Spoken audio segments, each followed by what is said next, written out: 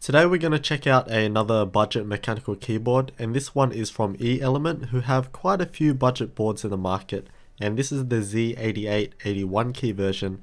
And I wanted to check this one out because of how common it is on Chinese sites with its price, and I want people to know what it's about and what to consider. This was provided by banggood.com for review, so a big thanks to them for their continued support, and links will be in the description. Opening up the box, we have the keyboard itself, we have a bag of goodies, and some paperwork which does include English. In the padded bag we get 5 extra key switches, a plastic ring keycap puller, and a key switch puller. This is another 75% keyboard in the budget market, so it's approximately 75% of a standard full-size keyboard. It has 81 keys, so it's only a few keys short from a 10 keyless keyboard which has 87, although it is a bit more compact in size. 75% keyboards are a great choice for people who want to try out smaller keyboards but don't really want to go to 60%, as it still offers most of the primary functionality of a 10 keyless keyboard. It also gives us more space on our desk and more space for our mouse to move around, allowing for a more ergonomic experience with our mouse closer to the center. The build is what you expect from a budget mech. It's nothing special, but it does feature an aluminium plate that the key switches are mounted onto, and this makes it quite sturdy, showing minimal flex. The aluminium does look nice in the silver though, but it does also come in black, and the edge is chamfered all the way around to reveal a more chrome finish. The design is extremely common with keyboards that have a floating key design with an aluminium plate, since it's cheap and easy to make. For example, it's just like the Ajaz AK33, which is also a 75% keyboard, and this keeps everything very simple and quite slim looking. However, while the enclosure is pretty clean, the keycaps of course are the typical Chinese gamery font keycaps. You really just have to accept it with many of these keyboards, and that is pretty unfortunate because I know for sure that most would prefer a more simple and elegant typeface.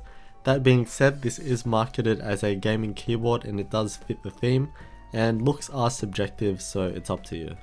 Replacing the keycaps though will be quite tough because of the odd layout. It's a bit of a different layout to other 75% keyboards out there in that it has some gaps between keys.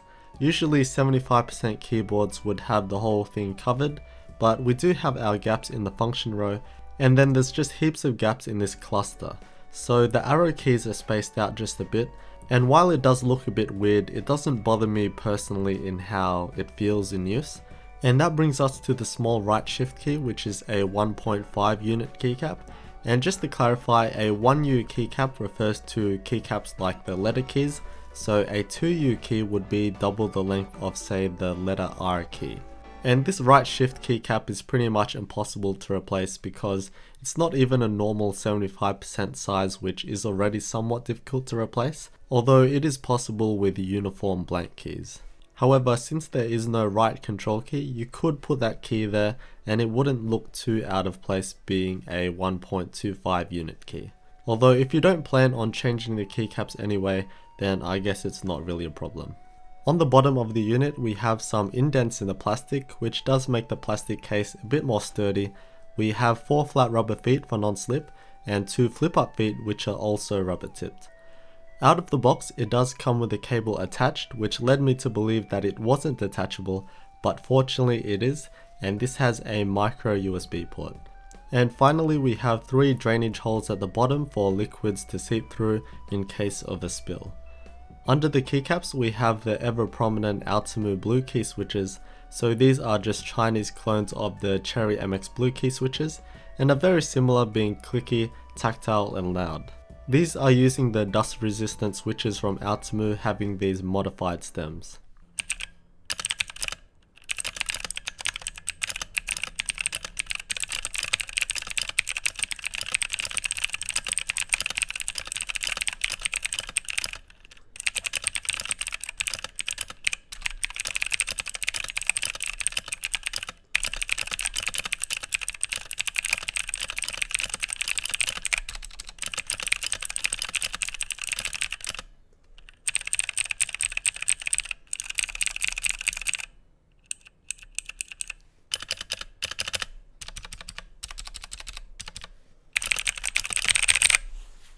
The key switches are also removable without the need of desoldering, but these are pretty tight and I found the included key switch puller was pretty hard to use, and some of them required a lot of force to take out, which for sure would confuse some people in this process.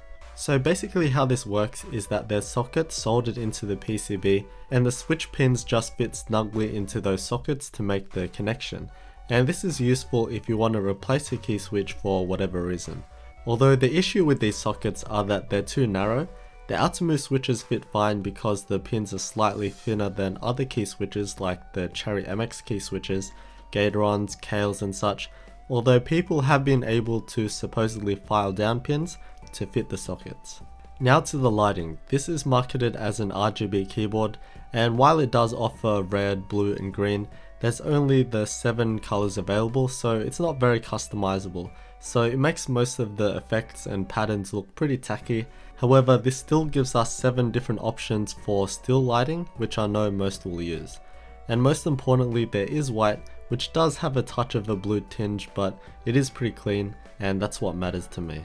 Taking the keyboard apart is super easy with a couple of Phillips head screws on the top. And this is a very basic construction. We have the aluminium plate that the key switches are mounted to, which is about 1.5mm thick. The plastic base doesn't feature any ribbing but is reinforced by the indents. Again, this is very basic, and because of this, it's quite a light keyboard. The PCB does look clean though. There's SMD LEDs because of the hot-swappable key switches. The sockets used for the key switches are more like hole-tight in its shape, rather than the larger modules I've seen on other hot-swappable keyboards, although these are soldered in rather than fitted like hole-tights. Unfortunately, I didn't have my soldering station at this given time, so I couldn't take them out to see how they would fare with other keyboards, but they still have the switch pin fitting issues. Overall, it's exactly what I expected. The 75% form factor is a cool size for those first looking to getting smaller keyboards that aren't 60%, although it does have a pretty odd layout straying from the standard 75% layout. The build consists of a thin aluminium mounting plate and a plastic base, so it is a light keyboard, and sure, it does feel a bit cheap, but again, it is a budget keyboard. I think the biggest thing though that tells me perhaps you shouldn't get this is that the Drevo Excalibur exists for a bit more, and that has a very nice CNC'd aluminium base with a better 75% layout, and is in my opinion one of the best budget options out there. And there's even the Drevo Gram R, which is even cheaper but has a bit of a different design. And then there's the ever popular Magic 468 if you don't require the primary function row on top. That being said, this does have a few extra features with the removable key switches and multicolor backlighting, but for me, if you don't absolutely require those features, then you would be better off getting the other options. Thanks again to Banggood.com for providing this keyboard for review and their continued support of the channel, and links will be in the description.